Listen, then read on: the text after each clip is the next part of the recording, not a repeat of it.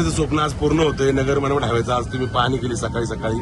काय काय आपण देतोय, काय काय नियोजन केलंय? स्ट्रीट लाईट असतील, ड्रेनेज लाईन असेल, फुटपाथ असेल, त्याच्यावर काय सांगाल? राहता नगरपंचायत हद्दीमध्ये जो काही नगर मनमाडचं काम सुरुवातीला चालू केलं गेलं होतं त्यामध्ये साईड गटरच्या लेवल जेवढ्या उंच झाल्या होत्या की लोकांच्या दुकानांना त्याचा परिणाम निश्चित झाला असता आणि म्हणून केंद्र सरकारच्या माध्यमातून माननीय नामदार राधाकृष्ण विखे पाटील साहेबांच्या माध्यमातून आपण रस्त्याचं डिझाईनच चेंज केलं.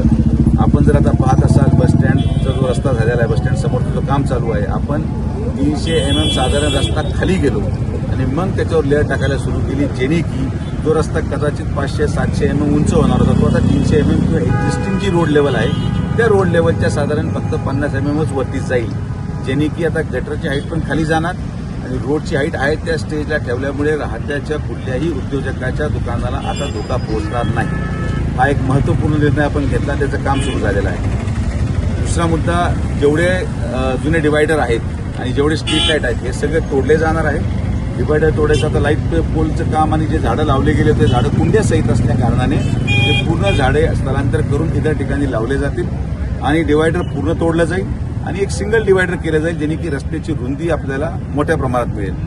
त्याचबरोबर मी राहत्याच्या सर्व ग्रामस्थांना विनंती करेल की गटरपासून तर राहता हद्दीमधल्या नगर मनमाड रस्त्याची जुनी गटर लाईन म्हणजे साधारण 2 मीटरचं ते अंतर आहे. म्हणजे जी नवीन गटर प्रस्तावित आपण करतोय ती आणि जी जुनी गटर आहे ती, तर जुनी गटरपर्यंत ही राष्ट्रीय महामार्गाची हद्द आहे.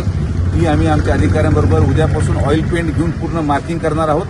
तर आज रस्ता म्हणजे डिवायडर, रस्ता, आपली कॉन्क्रीट गटर आणि जुनी गटर, तर कॉन्क्रीट गटर आणि जुनी गटरमध्ये सरसकट राहत्याच्या पूर्ण हद्दीमध्ये पेव्हिंग ब्लॉक लावायचं आपण नियोजन केलंय, जेणे की लोकांना चालायला फुटपाथ निर्माण केली जाईल.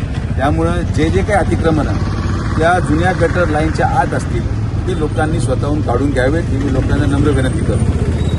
पूर्ण राहत्या शहरात असाव्यात, जेणे की रात्री देखील लोकांचा प्रवास हा अतिशय आनंदाने व्हावा, कुठलाही धोका नसताना व्हावा आणि म्हणून आपण हे सगळे नियोजन राहत्याच्या शहरासाठी अतिशय उत्कृष्ट पद्धतीने करत आहोत.